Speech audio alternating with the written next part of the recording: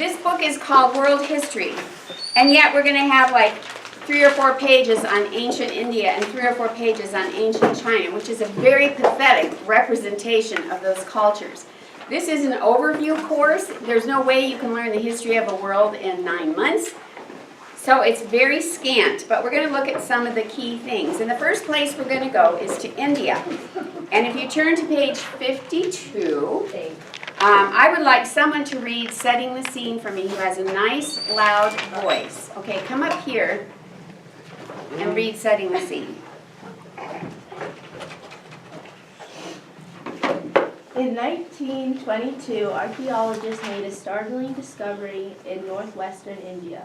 While digging in the Indus River Valley, they unearthed bricks, small statues, and other artifacts unlike any they had seen before. The archaeologists soon realized that they had uncovered a lost civilization, one that had been forgotten for some 3,500 years. Though later discoveries have added to our knowledge of the cities of the Indus Valley, many mysteries still remain. Thank you, Izzy. Wow, now, have any of you ever thought, even when you were a kid, about being an archaeologist when you grew up? Has anyone ever thought of that? Can you imagine how goosebumpy you would be if you'd been these people that found a culture over 3,000 years old, and not only that, a very unique culture? It must have been so exciting. As you know, India is called a subcontinent. If you look at the map on page 53, you see how it comes down like a little triangle into the water. So most of it is out in the water, and it's called a subcontinent. And it's divided into many different regions. We have the Deccan Plateau, we have some dry areas, and in India also experienced the monsoons. Can anyone tell me what a monsoon is? Yes? Is it the winds? Wind, very good. Most people say it's the rain. But the monsoon is actually the wind, and often when I ask that question, people will say it's really heavy rains that come every season. Well, it's actually the winds, and some years they bring dry air, and other years they bring a torrent of, other times of the year they bring a torrent of rain. But let's look at these 2 cities that were dug up by these archaeologists mentioned right there in the beginning. They're called Harappa and Mohenjo-Daro. And they are twin capitals. Both were large, about 3 miles in circumference. And there was a massive hill structure in the center. What do you think your best guess would be? There's probably a couple things that could be. A huge fortress-type thing on a hill. What would you think that would be? Yes? Maybe a temple. It could be a temple of worship. What else might it be? Yes? Like a place where they bury their dead. A place where they bury their dead. It could have been sacred in that way. Can anybody think of anything else it might have been? How many of you know what a keep is in a castle? Okay, in the castle in medieval times, if they were being attacked, all the serfs were allowed to run into the castle for protection. And this could have also been that. It could have been a defensive place because it's high up and they could easily defend their city. So any of those guesses are as good as the other. Good thinking on your part. So here they said it could have been a fortress or something to do with religion.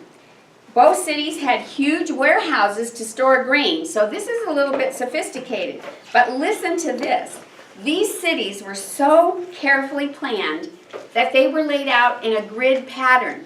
All the streets ran perpendicular. That's not the way it was in medieval cities. Streets could wind and cross, and it was just paths and people building their house in strange places. But this had actually been planned, and they had rectangular blocks that were of a certain size, so that means that they molded their bricks. They were built of uniform oven-fired clay bricks. And this is really interesting. Now, 3,500 years ago, they had plumbing. Now, who would have thought that you had plumbing that long ago? It says here that it was surprisingly modern plumbing with baths, drains, and water chutes that led to sewers beneath the street. So, in medieval Europe, they were taking their sewage. They'd go in a bucket at night, and then they'd throw it out in the street in the morning, and they would yell, "Watch out below," and if you didn't watch out, guess what could happen to you? And that was in the years 500 to 1500 in Europe. This is 3,500 years ago, and they have plumbing that includes sewage system. They had a uniform weights and measures that they used, so these cities were amazingly organized. From such evidence, archaeologists have concluded that these cities were well organized. Duh, that's not hard to conclude. They don't know if the leaders were priests, kings. There's a lot they still don't know, but there was a rigid building pattern. Farming and trade. They could tell that their ships carried cargoes of cotton, grain, copper, pearls, ivory, combs to distant lands. And they did it by staying close to the coast. They weren't like the Phoenicians, these daring sailors, but they sailed along the coast and they actually reached Sumer. So we know about Sumer.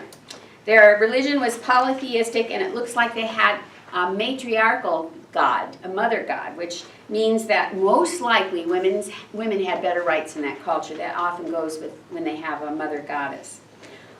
We don't know what made them disappear. All of a sudden, above these beautiful laid out cities, there starts to appear a real crude pottery, something that seems much more primitive, that is above this city. Now, if there was this elaborate, well-organized, beautiful city, you open that layer, but up above it shows a society that's much less advanced. What might have happened to that city? I mean, I'm just asking you to guess. I have a guess, but yes. Like maybe the collapse of like their economy. The collapse of their economy. Maybe they used up their resources. A disease could have spread. A disease could have spread? What about this crude pottery on top? What does that say? Like the dark ages of their city, maybe. Okay, it's more like the Dark Ages. Do you think someone might have conquered it and built like in their own way? Yes. In 500, when Rome was overthrown, 476 to be exact, but when ancient Rome was destroyed, all the barbarians had destroyed Rome, and they didn't know how to keep it up. The Romans had plumbing. Everything just went to pieces because these people didn't have the knowledge of the people that they conquered. That's a possibility. Everything you said is a possibility. We don't know. Here's some guesses. Damage to the local environment. Tons of river mud found in the streets of Mohenjo-Daro might indicate a volcanic eruption, which blocked the Indus and flooded the city. Other evidences point to a devastating earthquake. And I think invasion is a really big possibility as well. But they know the death blow fell about 1500 BC. Now here's an interesting thing about these cities. Do you see the picture of the guy in the sidebar there, Mortimer Wheeler? Doesn't he look like a wheeler and dealer? When I look at his picture, to me he looks like he should be doing used car ads, you know. He's just, I don't know. Well, let's read about this guy. It says, much of what we know about the Indus Valley civilization comes from the work of Sir Mortimer Wheeler, who began the excavation of Harappa and Mohenjo-Daro in the 1940s. Wheeler's great contribution to our knowledge was surpassed only by his skills as a promoter. A noted scientist, he was also a colorful figure with a reputation as a scoundrel. That did not surprise me when I read it. I don't know why, just something about his picture. His scandals, self-promotion, and success, combined with his brilliant manipulation of the press, drew thousands of visitors to his sites. Possibly more than any other person, Wheeler is responsible for the public's fascination with the work of archaeologists. So this started a trend, so that was nice. But what he did is he would charge people to come in and see. He'd build up this thing about these ruins, and then he'd make money from tourists coming to see it. So he tried to financially benefit from this great archaeological discovery, and indeed he did. That is part of your reading tonight, and I believe you have to read section 2 as well, and this is going to talk about the kingdoms of the Ganges. What is the Ganges? You should know. It's a river in India. What's the other great river in India called? The Indus, that's correct. Who wants to read this setting the scene for me? Okay, read nice and loud, please.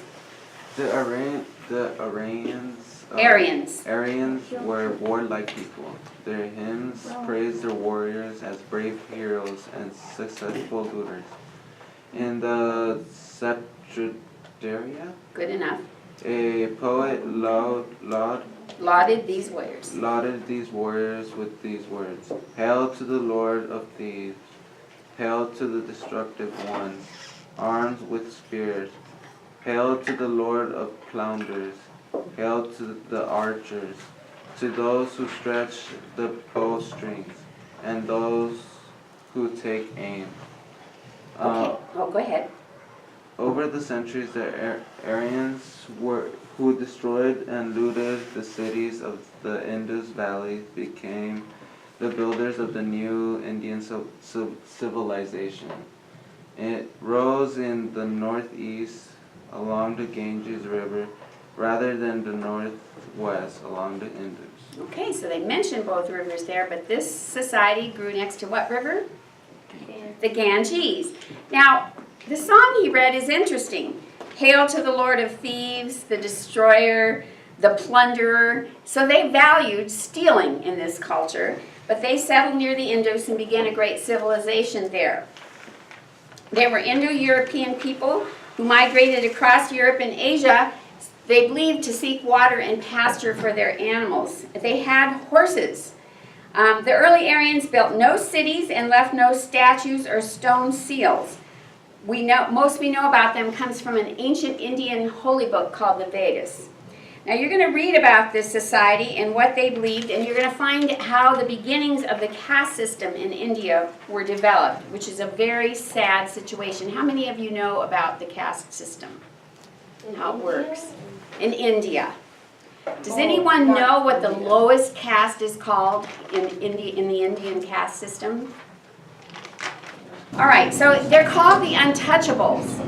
And my daughter did, as part of her college education, she went on a cruise around the world. It was an educational cruise.